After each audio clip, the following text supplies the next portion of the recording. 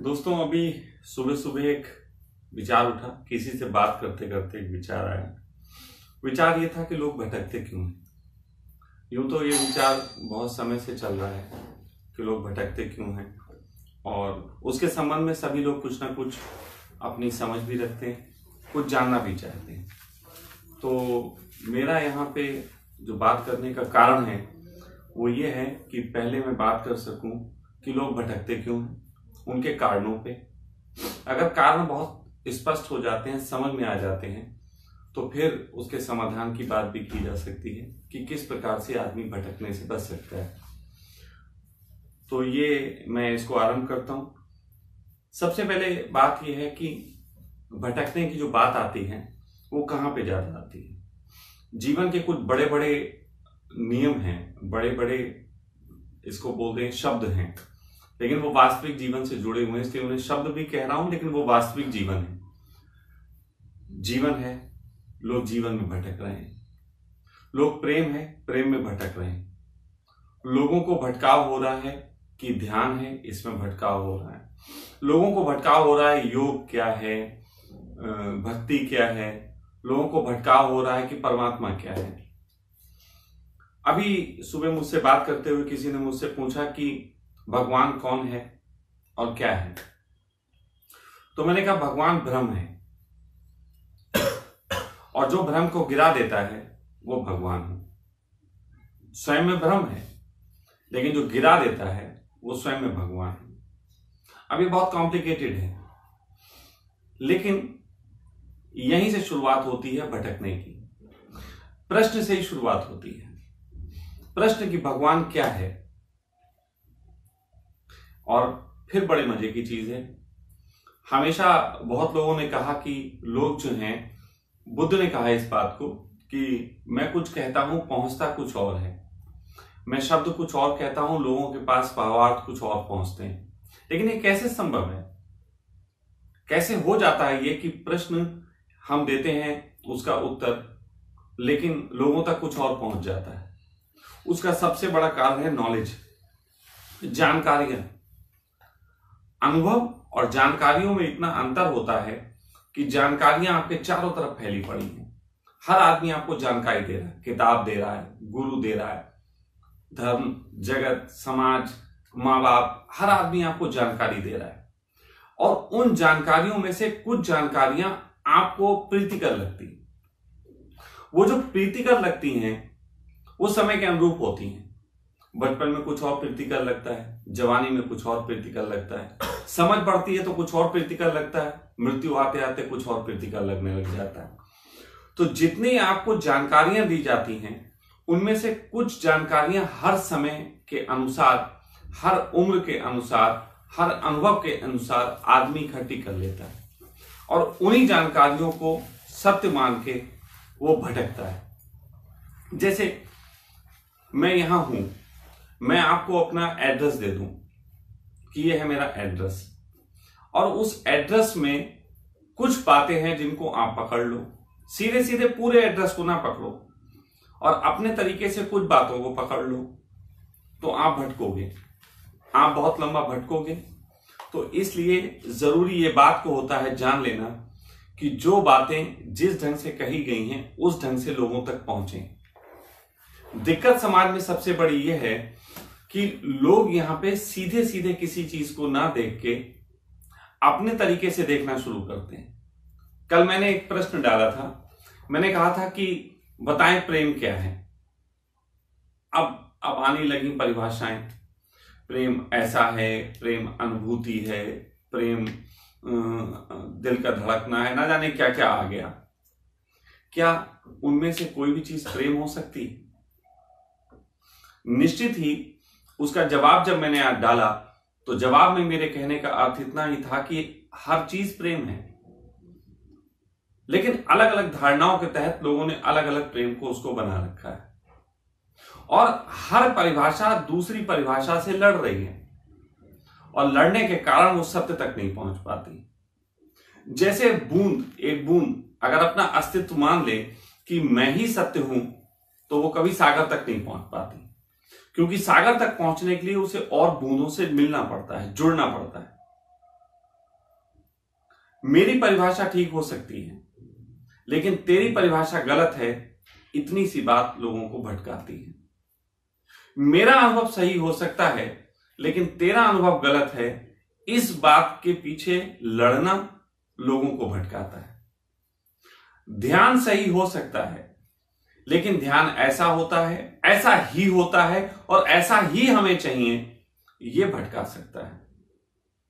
तो ये हमारी जिंदगी में भटकाव के कारण है कि हम सब अपनी अपनी परिभाषाओं को लिए और दूसरों की परिभाषाओं से लड़ रहे हैं और कभी भी असली परिभाषा तक नहीं पहुंच पाते। प्रेम अनुभूति के रूप में हर आदमी अलग अलग अनुभव कर सकता है, और मैं कह सकता हूं हर व्यक्ति हर तरीके के प्रेम को अनुभव करता है। बचपन में वो मां की छाती से चिपटना प्रेम अनुभव करता है। जवानी में वो किसी लड़की का या लड़के का इंतजार करना प्रेम समझ सकता है। जब पास मिले तो कोई सेक्स करना, कोई चूमना, कोई शांत बैठना प्रेम समझ सकता है। और कुछ उम्रदार लोग ये कहेंगे ये सब प्रेम की बकवास बातें हैं, तो मैं कह सकता हूं उनका अनुभव भी प्रेम हो सकता है। कुछ लोग इससे तंग आके ध्यान कर सकते हैं, ध्यान भी प्रेम हो सकता है। कुछ लोग ध्यान से आगे बढ़ के परमात्मा में विलीन हो सकते हैं, वो भी प्रेम हो सकता है।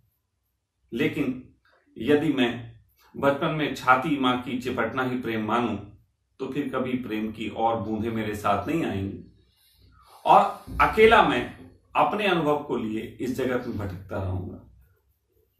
यही भटकाव है, अपना अनुभव भटकाव है, समग्रता की स्वीकृति पूर्णता, भटकाव से मुक्ति।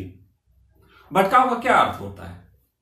भटकाव का अर्थ होता है कि मैं एक रास्ते पे जा रहा था और फिर मैं वहां नहीं पहुंच पाया जहां पहुंचना चाहता था, और मैं ये कह सकता हूं कि तुम जहां पहुंचे वही तुम्हारी मंजिल थी, ऐसा मान लो, तो क्या कोई भटकाव है?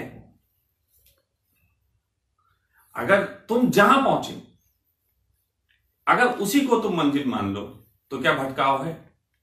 लोग अक्सर मुझसे एक बात से आकर्षित होते हैं कि मेरे पास कोई अच्छा विजन होता है।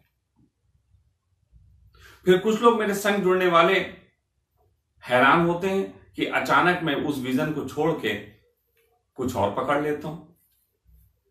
वो कहते हैं आपने एक विजन दिया था, अब आप चले, अब आप फिर एक दूसरे विजन पे आ गए, तो हमें कंफ्यूज कर दिया आपने। मैं कहता हूं समझो तो बात को। मैं एक विजन लेके चला और मुझे रास्ते में एक कुछ और चीज मिल गई, मैं कहीं और पहुंच गया, फिर मैं उसके आनंद के गीत गाने लगता हूं, मैं उसमें आनंदित हो जाता हूं, उसी को अपना विजन बना लेता हूं। तो ये भटकाव कहां है? ये तो जो भी मिला उसे मैं मंजिल मान लिया। तो मैंने भटकाव को भी अपनी यात्रा बना लिया। लेकिन तुम भटकने से घबराते हो। अगर एक बूंद भटकने से घबरा जाए और वो कहे मैं नाले में नहीं गिरूंगी, मैं तो सागर के लिए मिली थी, मैं तो सागर के लिए बनी थी, तो क्या बूंद कभी सागर तक पहुंच पाएगी? कैलकुलेशन में आपको ये बात मेरी समझ में आती होगी, लेकिन असली जिंदगी में आपको बहुत अड़चन हो जाएगी। असली जिंदगी में आपको अड़चन हो जाएगी कि आप तो एक विजन बना के चले थे। मुझे एक ओशो सन्यासी मिले, वो कहने लगे कि गुरु तो जीवित होता है। हमने कहा ठीक है, जीवित गुरु होता है, तो आपके गुरु कौन? बोले मेरे गुरु ओशो। तो मैंने कहा कि ओशो तो अब जीवित नहीं है। बोले ओशो तो जीवित हैं, चारों तरफ हैं, हर तरफ हैं। मैंने कहा क्या आप ये स्वीकार कर पाते हो? कह लेंगे हाँ हम तो मानते हैं ओशो हर तरफ हैं। तो मैंने कहा क्या मुझ में दिखाई देते हैं? बोले नहीं, आप में बात अच्छी दिखाई देती है लेकिन ओशो नहीं दिखाई देते। तो मैंने कहा फिर हर तरफ कैसे हुए? क्या तुम्हें अपने पिता में डांटते हुए ओशो दिखाई दे सकते हैं? क्या तुम्हें अपनी पत्नी में चिड़चिड़ानापन ओशो दिखाई दे सकता है? नहीं दिखाई दे सकता। और बातें तुम कह रहे हो ओशो चारों तरफ दिखाई दे सकते हैं। तो क्यों ना ऐसा करो, किसी जीवित गुरु का सानिध्य करो जो जिंदा हो। जीवित का मतलब मेरा जिंदा से है। तो बोले वो बड़ा मुश्किल है। हमने कहा क्यों? कह लगे वो इसलिए कि हम तो एक ही नाव की सवारी करेंगे। अब मुझे हंसी आती है। नाव की सवारी तुम करोगे, बूंद सीधे सागर तक नहीं पहुंच सकती, बूंद को माध्यम चुनना पड़ेगा। इस जगत में जब तुम चलोगे तो चारों तरफ तुम्हें वो चीजें दिखाई देंगी। ओशो ने कितना कहने की कोशिश की कि मेरे सभी सन्यासियों में तुम मेरा स्वाद पाओगे। अब ये उनके कहने का क्या मतलब था? ये कहने का उनका सिर्फ इतना ही अर्थ था कि हर सन्यासी एक विपरीत रंग को लिए हुए होगा। यदि तुम वास्तव में मेरे प्रेम में हो तो हर एक के अंदर तुम्हें कोई स्वाद दिखेगा, हर एक से तुम कुछ सीखोगे, हर एक से तुम कोई जानोगे, और जब जानोगे हर एक से तो शिकायत कैसे कर पाओगे? और कितना बढ़िया जगत हो वो ओशो का कि जिसमें लोगों के अंदर लड़ाई ना हो और एक दूसरे का स्वीकार हो। लेकिन ओशो की बातें तो तुम साइड में रख देते हो। तुम ओशो की पूरी बातों में से एक चीज चुराते हो जो तुम्हारे मन को आसानी देती है, सरलता देती है, और उस सरलता को पकड़ने के कारण तुम भटक जाते हो।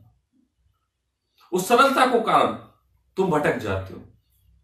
वो सरलता तुम्हारी जो है वो तुम्हें अच्छी दिखाई देती होगी, लेकिन वही सरलता तुम्हारी बेवकूफी सिद्ध होती। मैं यहां पे कुछ बात जो कह रहा हूं वो सबके लिए कह रहा हूं, चाहे वो प्रेम में भटक रहे हो। प्रेम में भटकते हैं लोग, प्रेमी को पकड़ लेते हैं, वो प्रेमी दुष्ट निकल जाता है, लेकिन अब वो दुष्टता की तरफ, वो जो शरीर था दुष्ट, उसी को चाहते हैं। मैं ये कहता हूं कि अगर तुम्हें उसमें दुष्टता दिखी, आगे बढ़ो, एक दूसरे प्रेम को स्वीकार करो। स्वाद तो सबका एक जैसा है, लेकिन शरीरों को पकड़ लेते हैं और कहते हैं हम प्रेम के भूखे। नहीं, प्रेम के भूखे नहीं, ये शरीर के भूखे। अब यहां पे थोड़ी सी बात समझ लेनी पड़ेगी कि शरीर का भूखा होना किस प्रकार से भूखा होना। चलो मैं अब समाधान की तरफ ले चलता हूं। इसका समाधान क्या है? परमात्मा इस जगत में पदार्थ के माध्यम से अपने को प्रकट करता है। परमात्मा अपने को इस जगत में पदार्थ के माध्यम से प्रकट करता है। तो उसने बहुत लंबे समय तक पदार्थ को अपनी ऊर्जा दी, बहुत लंबे समय तक। जिस समय प्रकृति में कुछ भी नहीं था और एक ऊर्जा थी, उस ऊर्जा के विस्फोट के बाद उसने ऊर्जा को विस्तार दिया पदार्थ के रूप में। हजारों सालों तक पदार्थ फैलता रहा, करोड़ों अरबों वर्ष हो गए हैं, शायद इससे भी ज्यादा, मैं गिन भी ना पाऊं। इतने वर्षों से पदार्थ फैल रहा है। अब पदार्थ क्या है? पेड़ पौधे, जितनी भी ये चीजें दिखाई देती हैं, जड़, उनको मैं पदार्थ बोलता हूं। पदार्थ को फैलने के लिए मात्र ऊर्जा की जरूरत होती है, मात्र ऊर्जा। लेकिन जब हजारों अरबों वर्ष तक परमात्मा ने अपने को केवल ऊर्जा के माध्यम से फैलाया, तो कहीं ऐसा उससे लगा कि भूल हो गई। जब उसको ऐसा भूल का एहसास हुआ तो उसने एक दूसरी चीज, अपनी दूसरी ताकत, परमात्मा की दो ताकतें हैं, ध्यान रखना, एक है ऊर्जा और दूसरी है समझ, जागरण, चैतन्यता। तो चेतना और ऊर्जा, ये दो चीजें हैं, एक ही से आई हैं, इसलिए तुम एक मान सकते हो। बहुत लोगों ने कहा है इस चीज को कि वो तो ऊर्जा है, लेकिन नहीं, ऊर्जा और चेतना दो चीजें हैं।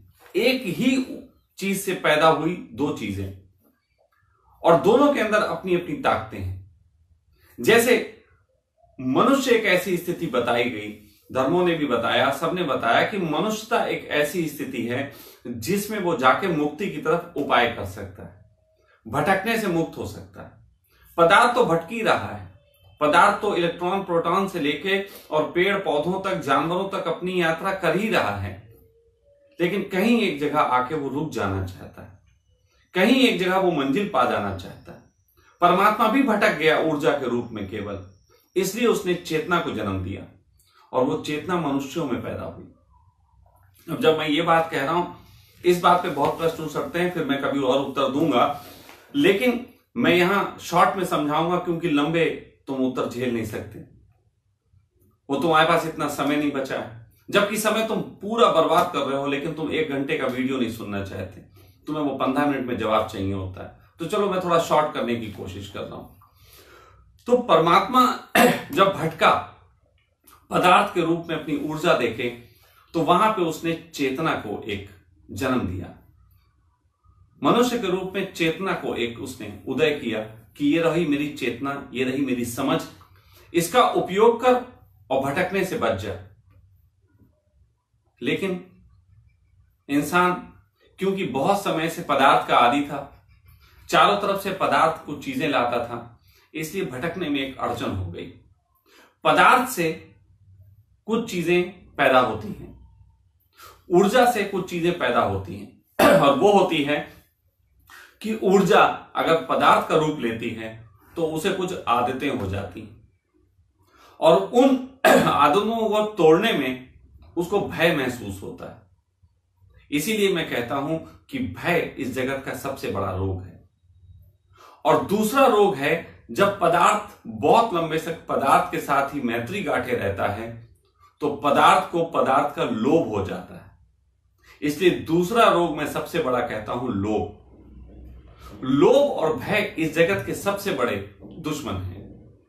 परमात्मा की राह पे एक इंसान के लिए भटकाव में ये दो ही चीजें उसको पूरी जिंदगी भटकाने का काम करती हैं। तो फिर क्या है?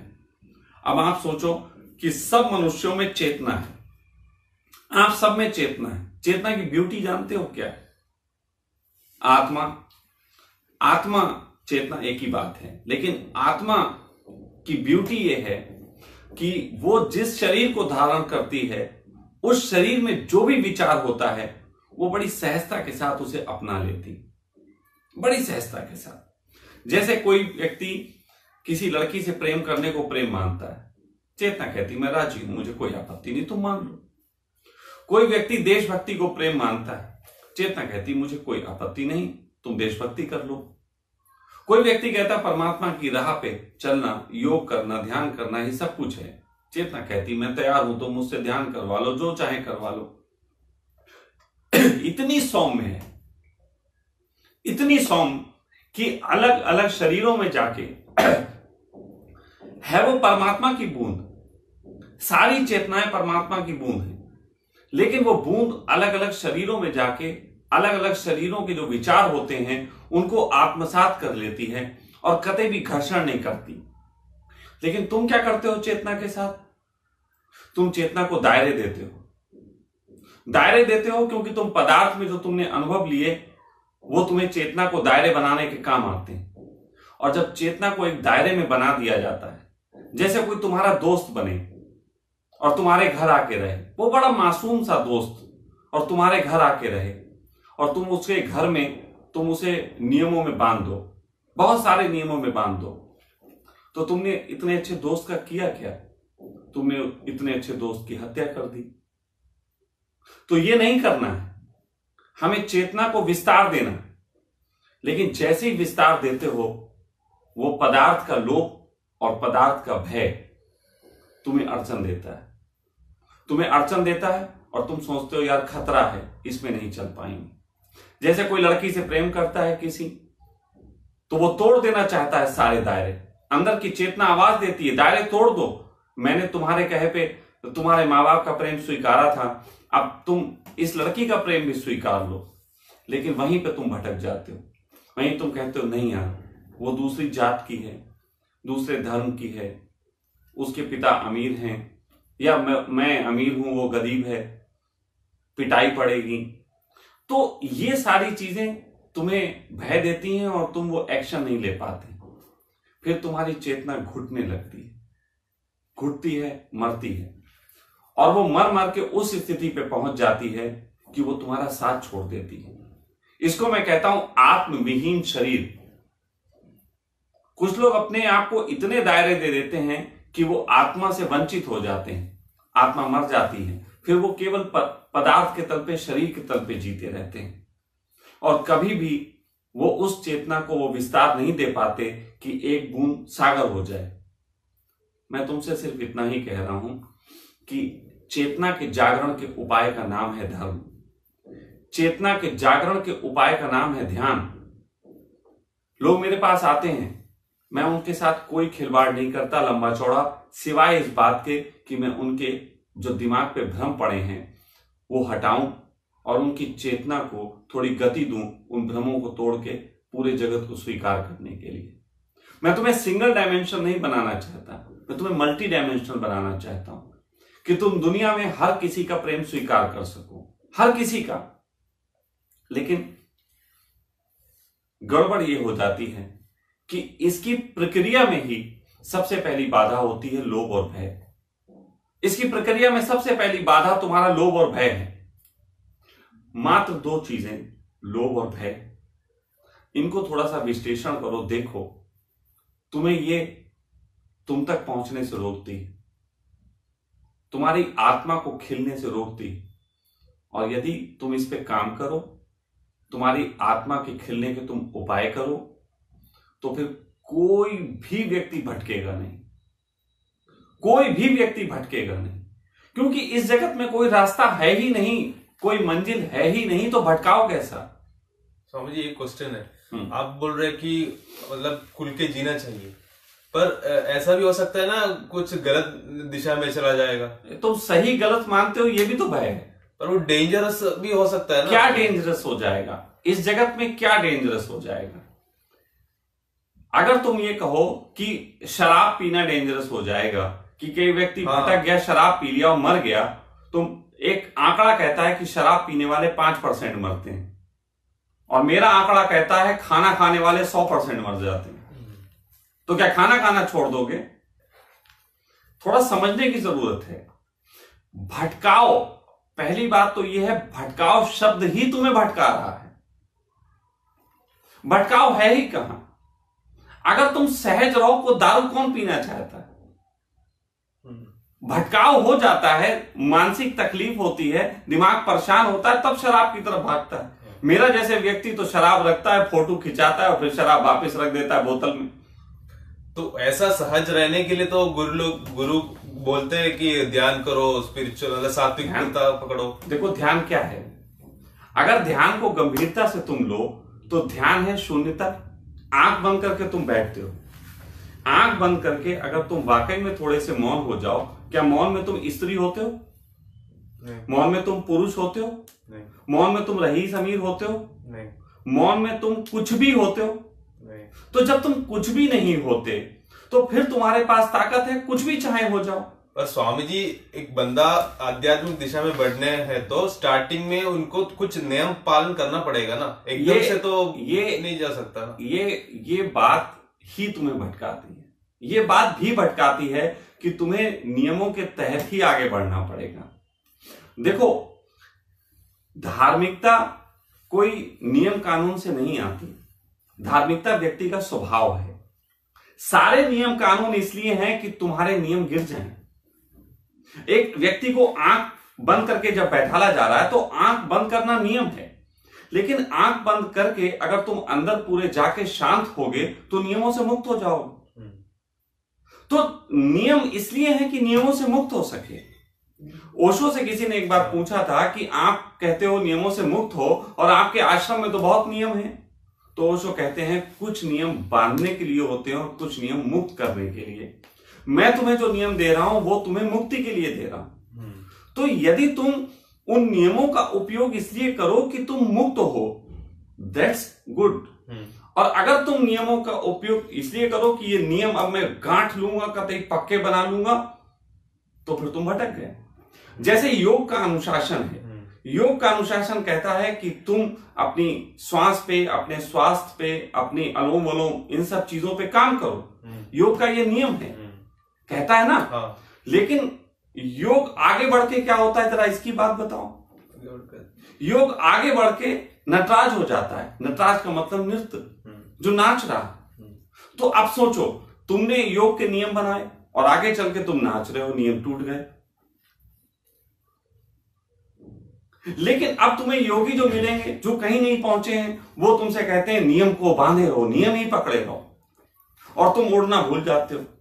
जैसे मैं तुमसे कहूं कि मैंने तुम्हें पैराशूट दिया, ये पैराशूट तुम्हें गिरने से बचाएगा, ठीक है? और मैं तुम्हें कंधे पे बांध के और तुम्हें 10,000 फुट की ऊंचाई से फेंक दिया कि ये तुम्हें गिरने से बचाएगा, और तुम गिर रहे हो। और तुम पैराशूट इसलिए नहीं खोल रहे हो क्योंकि मैंने कहा था पैराशूट गिरने से बचाएगा। तो क्या तुम बचोगे? नहीं, आपका बात मैं समझ रहा है, पर मैं बोल रहा हूं कि जो बंदा स्टार्टिंग में है उनको तो थोड़ा नियम देना पड़ेगा। मैं क्या कह रहा हूं, नियम ही कह रहा हूं। लेकिन वो नियम कह रहा हूं जो नियम तुम्हें नियमों से मुक्त करते हो। अब तुम नियम ही बांध लो तो तुम मुक्त कहां हो पाओगे? वो सही। मुक्ति के लिए नियम। जैसे कि मैं भी तो यही कह रहा हूं कि तुम चेतना की सुनो। अभी तक तुम एक नियम में थे, तुमने माँ के प्रेम को ही सब कुछ समझ लिया था, अच्छा था ना। अब उससे तुम्हें स्वाद मिला, माँ की छाती से चिपटने का स्वाद मिला, तो किसी लड़की की छाती से चिपट जाओ ना। अब तुम्हारा नियम है नहीं माँ की छाती से चिपटूंगा, तो भटक गए, बस आगे नहीं बढ़ पाए। मैं तुमसे कह रहा हूं कि एक स्त्री की छाती भी मिलेगी, फिर स्त्री की छाती से चिपटोगे, किसी दिन तुम पेड़ की छाती से चिपट लोगे, फिर किसी दिन समष्टि से छाती से चिपट। कुछ लोग सोचते हैं कि ऐसे ही रहने जिंदगी, पूरा जिंदगी तक। वही तो लोग सोचते हैं कि भ्रष्ट हो जाएगा दूसरा। वही तो भटकाव है। मैं क्या कह रहा, मैं भी यही कह रहा हूं कि आप नियमों को बांधो, लेकिन उस नियम को आगे बढ़ने के लिए, नदी को आगे बढ़ने के लिए जैसे दो किनारे होते हैं, इस तरीके से बांधो तो ठीक है, तुम नदी बह पाएगी। लोभ और भय ये दो किनारे हैं जिनको संभालो, लोभ और भय में ना फंसो, आगे बढ़ो। लोभ और भय तुम्हें इधर से रोक रहा, इधर से रोक रहा, दो ही तो हैं। लेकिन इनके बीच में नदी सीधी बढ़ती जा रही, वो लोभ की तरफ ध्यान नहीं दे रही और भय की तरफ ध्यान नहीं दे रही, वो इन दोनों के बीच में बढ़ रही है और सागर तक पहुंच जाती। लेकिन अगर तुम लोभ और भय के बांध लो, चारों तरफ से तुम बांध लो, तो नदी कहीं पहुंचेगी नहीं। तो जिस प्रकार नदी आगे बढ़ती है दो किनारों को साथ लेके, उसी प्रकार तुम्हें भी आगे बढ़ना है उन दो चीजों को समझते हुए। लेकिन अगर तुम तालाब हो जाओगे तो कहीं नहीं पहुंचते, खत्म। फिर तुम एक दिन सड़ोगे, पानी काला पड़ जाएगा। कितना भी बड़ा तालाब हो, मानसरोवर सूख गए तो और तालाब क्या बचेंगे। लेकिन सागर कभी नहीं सूखता, क्योंकि सागर भी बहता रहता है। सागर में नदियां समाती रहती हैं, इसलिए नदियां समाप्त नहीं होती। नदियां समाप्त नहीं होती, वो मनुष्यों की मूर्खता की वजह से समाप्त हो जाए, ये अलग बात है कि उसमें से पानी सोख के उसका रास्ता भटकाओ। लेकिन अगर वो स्वतः अपने उस पर चलती रहे तो कभी नहीं। कुछ लोगों को कॉन्फिडेंस नहीं होता दूसरे इसमें जाने के लिए, एक ही तरफ का ट्रैक पकड़ता है, तो लोभ और भय ही रोकता है। लोभ और भय ही तो रोकता है। मैं कह तो रहा हूं लोभ और भय तुम्हें रोकेगा, तो लोभ और भय को किनारा रखना है। बहुत सही एग्जाम्पल दे रहा हूं, एक नदी लोभ और भय को किनारे रखती है और सट के चलती हुई पहुंच जाती। तो तुम्हें लोभ और भय को किनारे रखना है, लोभ और भय से बांध नहीं लेना है अपने आप। वही तो लोगों को पता नहीं होता ना कैसे वो किनारे रखे। देखो अब कैसे रखेगा भी फिर तुम नियम मान रहे हो। अगर तुम लोभ और भय को किनारे रख दो, जैसे तुम जॉब करते थे, जॉब करते करते फिर तुम्हें लगा कि चारों तरफ लोभ और भय बंध गया, ठीक है। तुमने एक निर्णय लिया कि चलो तुम यहां से निकलो। तुमने निकल के निर्णय लिया, अब एक रास्ता बना, एक रूट बना ना, अब उस रूट पे तुम बढ़े। अगर लोभ और भय में रहते तो क्या कभी रूट बनता? नहीं। तो उसी तरीके से लोभ और भय को कहीं से तो ब्रेक करना पड़ेगा। जिन व्यक्तियों के भी जो भी भटकाव हैं वो लोभ और भय के कारण हैं। अब जैसे परमात्मा की राह पे लोग ध्यान करते हैं, अब उनका ये भी भटकाव है लोभ कि परमात्मा पाना है, फिर दायरा हो गया, परमात्मा का लोभ दायरा हो गया। पर ये गुरु लोग भी ऐसे ही बातें करते हैं। देखो जो गुरु करते हैं उनको जूते मारो, उनको गुरु बोलते क्यों? उनको तुम गुरु बोलते क्यों? तुम एक शब्द है ना, जैसे सन्यासी बाबा आया बच्चे को डराया जाता है। अरे कोई बच्चा बाबा उठा ले जाता होगा, वो अलग होंगे, सब तो नहीं उठा ले जाते। लेकिन बाबा को तुम बदनाम कर दो कि बाबा तो बच्चे उठाता है। उसी प्रकार से तुम सबको गुरु क्यों बोलते हो? देखो इसलिए गुरुओं में भी एक बात चली, एक गुरु और एक सदगुरु। सदगुरु ये वाला नहीं जो वहां बैठा है केरला में, वो भी चूतिया है, मैं उसकी भी बात करूंगा किसी दिन, धज्जियां उधेड़ूंगा उसकी। लेकिन सदगुरु जो तुम्हें तुम्हारा मार्ग दे। सदगुरु अपना मार्ग तुम्हें नहीं पकड़ाता, सदगुरु तुम्हें उंगली पकड़ाता है तुम्हारी चेतना की, वो अपनी उंगली नहीं पकड़ाता। तुम मेरे पास रहते हो, मैं नियम कानून कहां देता हूं? मेरे पास 2-3 नियम कानून हैं, मैंने आज उसको पोस्ट के रूप में भी डाला था। जैसे अभी एक साधक यहां आया हुआ, तुम लोग यहाँ रहते हो। हाँ। तो साधक के लिए तुम सहयोगी तब हो सकते हो जब तुम चोर की तरह हो। जैसे चोर चलता है, आवाज भी नहीं होती, बिल्कुल सहज सरलता के साथ। अगर तुम अवेकिंग के साथ चलने लगो, ये नियम दे रहा हूं, हाँ। लेकिन ये नियम अवेकिंग को बढ़ाएगा। और अपने साथ तुम्हें दिखाता हूं कि मैं जुआरी की तरह कैसा खेलता हूं, क्या जबरदस्त जुआ खेलता हूं पूरी दुनिया में रह के। ये साहस सिखाता है। सीखो, मुझसे सीखो। मैं जुआरी की तरह दांव लगाए पड़ा हूं एक एक चीज पे, कभी कुंभ पे, कभी सखा परिवार पे, कभी किसी चीज पे दांव लगाए पड़ा। ये मुझे साहस देता है। और सीखना है तो देखो मैंने जिंदगी का क्या नशा किया हुआ, किसी चीज का भी इनकार नहीं करता, हर चीज को जी रहा हूं। जिस जिस चीज को धर्मों ने बुरा बताया उसको भी मैंने अपना लिया। तुम्हारा धर्म नशे को गलत बताता, मैं नशे को प्रेम पूर्वक अपना लेता हूं, और नशा मुझे नशा नहीं करता। नशा कहता भाई गुरुजी मान गए, हम तुम्हारे पास आके समर्पित। तो नशा नशा नहीं करता, इसलिए मैं नशे का गुलाम नहीं, नशा मेरा गुलाम जरूर बना। जितनी भी चीजें धर्मों में लोगों ने सेक्स को गलत बताया, मैं तो सेक्स को जीता हूं, बेहतर ढंग से जीता हूं, मुझे कोई झंझट नहीं है। तुम्हारे गुरु ने जितने भी तुम्हें बांध दिए मैंने सब तोड़ दिए। उसी समाज में तो मैं भी हूं जिस समाज में तुम हो। पर लोग आपके जैसे टेंशन फ्री नहीं रहता ना। ये मैं टेंशन फ्री, कोई मां के पेट से टेंशन फ्री निकला था क्या? नहीं, मैंने समझा इस चीज को कि टेंशन आती कहां से। साधना का मतलब क्या है? साधना का मतलब है एक ऐसी अवस्था को जीना जहां तुम पहचान सको चीजों को कि ये होती क्यों है। हर चीज के होने का एक ढंग है, वही तो बता रहा हूं तुम्हें। हाँ। तनाव होता ही तब है जब तुम लोभ और भय से दबे रहते हो। लोभ और भय की तुम चिंता ना करो, तनाव नहीं होगा। ज्यादा से ज्यादा क्या होगा, मर जाओ। हाँ सही। मैं तो उसके लिए भी स्वीकार हूं। मैं बहुत बार ऐसी बातें कहता हूं लोगों के खिलाफ, लोग कहते हैं इस आदमी को मार दो, मैं कहता हूं मार दो और क्या करो, वो तो वैसे ही मरना है। पर ऐसा सब लोग करेगा तो अराजकता तो नहीं फैलेगा? जस्ट बिल्कुल नहीं। विश्वास, मैंने अराजकता फैलाई कहीं? मैं तो हत्या के भी विरोध में हो जाता हूं। अराजकता नहीं फैलती कभी भी। आनंदित व्यक्ति से कभी जीवन में अराजकता नहीं फैलती। सारी अराजकता फैलती तुम्हारे तनाव से, तुम्हारे लोभ और भय से। हाँ ठीक है। लोभ और भय से अराजकता फैलती। मैंने कहा अराजकता फैलाई? तुम मेरे पास आए, मैंने तुम्हें आने दिया, यह अराजकता थी। तुम गए, मैंने तुम्हें जाने दिया, यह अराजकता थी। तुम दोबारा फिर आए, मैं तुम्हें आने दिया, क्या यह अराजकता थी? नहीं। अराजकता तो जो फैलाते हैं उनके खिलाफ मैं शस्त्र उठा के खड़ा हो सकता हूं, लेकिन जो आदमी लोभ और भय से हट के चल रहा है वो ना अराजक हो सकता है, ना अराजकता फैला सकता है। आप बोल रहे हैं कि ये लोभ और भय से हटके आप कुछ भी एक्सपीरियंस करेगा, धीरे धीरे आप मैच्योरिटी बढ़ेगा। बिल्कुल नहीं, धीरे धीरे आप विस्तार पाएंगे। धीरे धीरे। हाँ, स्टार्टिंग में तो थोड़ा प्रॉब्लम होगा ना। स्टार्टिंग में तो प्रॉब्लम होगा क्योंकि लंबी आदतें हैं। हाँ, जैसे तुम्हारी लंबी आदत हो 5 बजे उठना है, फिर अचानक तुम्हें जो है वो 10 बजे उठने का मौका मिले, तुम दुखी हो जाओगे। क्योंकि तुम्हारी आदतें हैं, आदतें दुख लाती। तुम 10 बजे तक सोने के आदी हो, कोई तुम्हें आश्रम में 5 बजे उठाए, तुम दुखी हो जाओगे। तो तुमने देखा मेरे यहाँ कोई मैं नियम नहीं बनाता, सहजता से तुम्हें जैसे भी चाहे, जितने बजे चाहे उठने देता हूं और जीने देता हूं। तो बात इस चीज की है कि लोभ और भय तुम्हें भटकाते हैं। मैंने जो बातें कही, मैं लंबी बातें भी कह सकता हूं, चर्चाएं तो सदाएं चलती रहेंगी, समाप्त नहीं होंगी। इन पे थोड़ा चिंतन करने की कोशिश करिएगा। ये जो बातें शुरुआत में कही गई उनको एक एक करके समझिए। एक बार ना वीडियो समझ में आए, दोबारा देखिए, तिबारा देखिए, 4 बार देखिए और प्रश्न उठाइए।